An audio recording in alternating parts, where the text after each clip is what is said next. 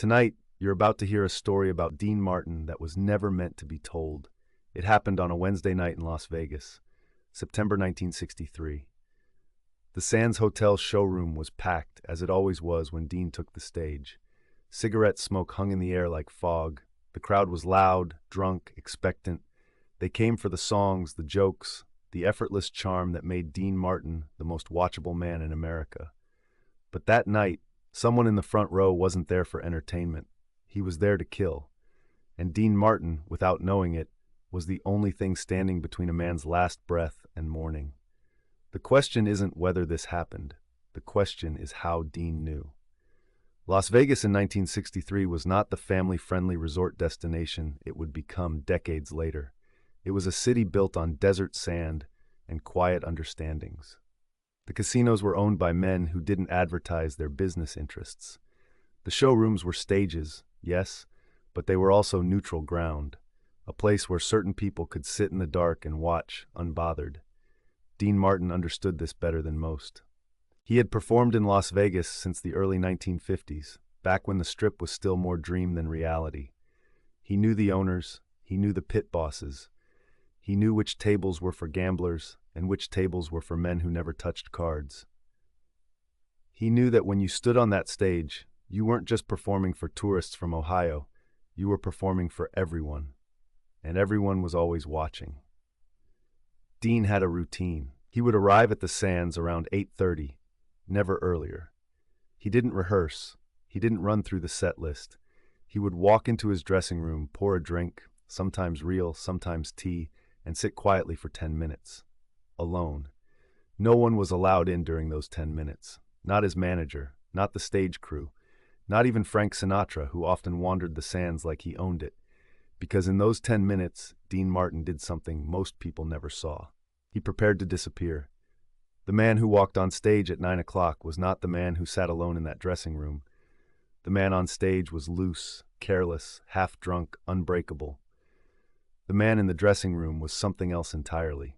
Focused, calculating, aware of every detail, every face, every shift in the room. Dean Martin's greatest trick was convincing the world he wasn't paying attention. But he always was. September 18th, 1963, Wednesday. Midweek crowds were usually smaller, more relaxed, less pressure. Dean preferred Wednesday shows for that reason. The audiences were looser, more willing to laugh at nothing. It made the job easier. He walked on stage at exactly 9:04. The orchestra played his entrance music. The spotlight hit him. The crowd erupted. Dean smiled, raised his glass, and let the applause wash over him. He waited, timed it. Let the noise peak, then settle. Then he spoke. "Good evening, ladies and gentlemen. I'd sing for you tonight, but I forgot the words, so I'll just stand here and look good." Laughter, applause. The show had begun, but something was wrong. Dean felt it immediately. It wasn't the crowd. The crowd was fine. It wasn't the sound. The orchestra was tight. It was something else, a tension, a weight. He scanned the room as he sang the opening number. Ain't that a kick in the head? His eyes moving casually, never lingering. He looked relaxed, he looked drunk, but his mind was sharp, cataloging faces, positions, exits. Then he saw him, front row, center table, a man in a dark suit, mid-40s, thick build. His hands were on the table, flat, unmoving. He wasn't drinking, he wasn't smoking, he wasn't talking to the woman beside him. He was staring, not at Dean, past Dean, through him. His jaw was tight, his shoulders were locked, his breathing was controlled. Dean had seen that look before. It was the look of a man doing something he didn't want to do. Dean finished the song. The crowd applauded. He smiled, sipped his drink, and moved into his monologue. Light jokes, easy rhythm. But his eyes kept returning to the man in the front row. The woman beside him was younger, mid-30s, blonde hair, red dress, nervous smile. She was trying to engage him, leaning in, whispering, touching his arm. He didn't respond. He sat perfectly still, staring at something, or someone, 3 tables to his left. Dean followed the man's gaze. 3 tables over, another man, late 50s, expensive suit, graying hair slicked back. He was laughing, loud and performative, surrounded by 4 other men who didn't laugh as much. Dean recognized the type. Money, influence. The kind of man who walked into a room and expected it to rearrange itself around him. And the man in the dark suit was staring at him with the focus of someone solving a problem. Dean's pulse quickened. He kept talking, kept smiling, but his mind was racing. He didn't know these men. He didn't know their business, but he understood the language. He had grown up in Steubenville, Ohio, a steel town where debts were settled quietly and certain people simply disappeared. He had spent 20 years performing in rooms where violence was always one bad joke away. He knew what happened when a man sat that still, and he knew what happened when another man didn't notice. Dean had a choice. He could finish the show, sing the songs, tell the jokes, walk off stage at 10:30 and let whatever was going to happen happen. It wasn't his business. It wasn't his problem. He was a performer, an entertainer. His job was to make people forget their troubles, not solve them. But Dean Martin had never been good at looking away. People assumed he didn't care. The drinking, the detachment, the lazy charm, it all suggested a man who floated through life without investment. But the truth was more complicated. Dean cared deeply. He just didn't show it. Showing emotion was weakness. Showing emotion meant people could hurt you. So Dean learned to care silently, to act without announcing, to intervene without being seen. And right now, in this moment, with 1,000 people watching him sing and a man in the front row preparing to do something irreversible, Dean made a decision. He was going to stop it. Not by calling security, not by stopping the show. He couldn't. If he drew attention to the man in the dark suit, the moment would collapse. The man would bolt. Or worse, he would act faster. No. Dean had to do this carefully, quietly. He had to change the energy in the room without anyone realizing it was being changed. He had to make the man in the dark suit remember he was human. Dean finished his monologue and moved into the next song. But instead of singing one of his standards, he stopped. He turned to the orchestra and waved them off. The conductor looked confused. The audience murmured. Dean walked to the edge of the stage, glass in hand, and looked directly at the man in the dark suit. "You know," Dean said, his voice conversational, almost lazy, "I was supposed to sing a love song right now. Something romantic, something beautiful. But I'm looking out at you folks tonight, and I'm thinking, why?" The crowd laughed, uncertain. Dean smiled. "I mean, really, why do we sing love songs? You think love makes sense? You think it's logical?" More laughter. But Dean wasn't playing for laughs. He was playing for time. "I've been married. Multiple times, in fact. And let me tell you something. Love doesn't make you happy. It makes you crazy. It makes you do things you'd never do. Things that don't make sense. Things you can't take back." The room was quiet now. People were leaning in. Dean's tone had shifted. It was still light, still casual, but there was something underneath it. Something real. "And the worst part," Dean continued, "the worst part is you can't stop. Even when you know it's wrong. Even when you know it's gonna hurt. You do it anyway, because that's what love is. It's not a choice, it's a sickness." He paused, looked directly at the man in the dark suit. "And the only cure is to remember who you used to be. Before all this, before the mess, before the weight." The man's hands twitched. Just slightly. His jaw loosened. For the first time since Dean had noticed him, the man blinked. Dean turned back to the orchestra. He nodded. They began playing "You're Nobody Till Somebody Loves You." A strange choice, a melancholy song. Not what the audience expected, but Dean didn't care about expectations right now. He sang slowly, deliberately. Every word measured, every line weighted. "You're nobody till somebody loves you. You're nobody till somebody cares." The man in the dark suit was still staring at the older man 3 tables over, but something had changed. His shoulders had dropped. His breathing had slowed. The woman beside him touched his hand. This time, he didn't pull away. Dean kept singing. "You may be king, you may possess the world and its gold, but gold won't bring you happiness when you're growing old." The older man 3 tables over was still laughing, still loud, still unaware, but the man in the dark suit wasn't watching him anymore. He was looking down, at his hands, at the woman beside him, at the drink he hadn't touched. Dean finished the song. The crowd applauded, softer this time, moved. Dean nodded, sipped his drink, and spoke again. "You know what the problem is with revenge?" he said quietly. "It's that it never feels the way you think it will. You spend all this time imagining it, planning it, convincing yourself it'll fix everything, and then you do it, and it doesn't fix anything. It just makes you somebody else, somebody you don't recognize." The room was silent. "And you can't go back," Dean said. That's the thing nobody tells you. Once you cross that line, you can't uncross it. You're stuck on the other side. Forever. He looked at the man in the dark suit. So you better be real sure, Dean said, that the person you're about to become is someone you can live with. The man in the dark suit stood up. The room tensed. Dean didn't move, didn't react. He just watched. The man looked at the woman beside him. She looked back, confused, worried. He said something to her, quiet, inaudible. Then he turned and walked toward the exit, not fast, not running, just walking. The woman hesitated, then followed. The older man 3 tables over didn't notice. He was still laughing, still drinking, still alive. Dean exhaled slowly. He turned back to the audience and smiled. Well, he said, that's enough philosophy for one night. Let's have some fun. The orchestra kicked into That's Amore. The crowd erupted. The energy shifted. The show continued as if nothing had happened. But something had happened. Dean Martin had just saved a man's life, and almost no one in that room knew it. After the show, Dean walked off stage and went directly to his dressing room. He locked the door. He poured a drink, real this time, and he sat in silence for 20 minutes. No one knocked. No one asked questions. The crew knew better. When Dean locked the door, you left him alone. What was he thinking in those 20 minutes? We'll never know for certain. Dean Martin rarely spoke about the things that mattered. He deflected. He joked. He drank. But people close to him, his daughter Donna, his longtime pianist Ken Lane, his friend Mort Viner, all said the same thing. Dean carried weight.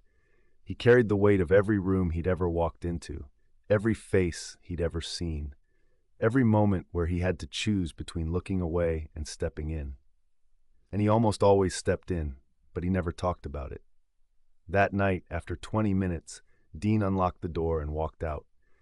He went to the Sands casino floor, played blackjack for an hour, lost $300, and went home.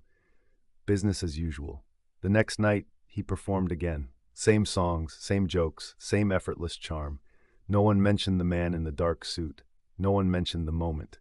It was as if it had never happened. For decades, this story existed only as rumor, a whisper among Vegas insiders, a legend passed between dealers and showgirls and stagehands who had been there that night. But there was no proof, no witnesses willing to speak, no record. Until 1987, a man named Vincent DeLuca was dying, terminal cancer. He had weeks, maybe days. He was a former enforcer for the Chicago outfit, retired since the mid-1970s, living quietly in Scottsdale, Arizona. He had no reason to lie anymore, no reason to protect anyone. And so he told his story. In a recorded interview with a local journalist, an interview that was never published but later surfaced in the journalist's estate, DeLuca confirmed what had happened that night in September 1963. He was the man in the dark suit. He had been hired to kill a man named Carl Donatelli, a casino executive who had skimmed money from the wrong people. The job was supposed to be clean, public, but untraceable. A heart attack, a quick injection, in and out. But DeLuca had hesitated. Not because he was afraid. He had done this work for 20 years. He had hesitated because his wife had asked to come with him that night. She loved Dean Martin. She wanted to see the show, and DeLuca loved his wife, so he brought her. He sat in the front row. He watched Dean Martin sing and joke and charm a room full of strangers. And then Dean had looked at him, directly at him, and spoken words that DeLuca said felt like they were meant only for him. It was like he knew, DeLuca said in the interview. I don't know how, but he knew. And he gave me a way out. He reminded me who I used to be before all this. DeLuca didn't kill Carl Donatelli that night. He walked out of the Sands. He went home. He quit 2 months later. He never told his employers why. He just disappeared. Carl Donatelli lived another 11 years. He died of natural causes in 1974. Vincent DeLuca said he never forgot that night. He said Dean Martin saved 2 lives that night, Donatelli's and his own. Because if I'd done it, DeLuca said, I wouldn't have been able to look at my wife again.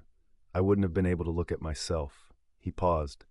Dean Martin understood that. He saw me, not the job, not the suit, me.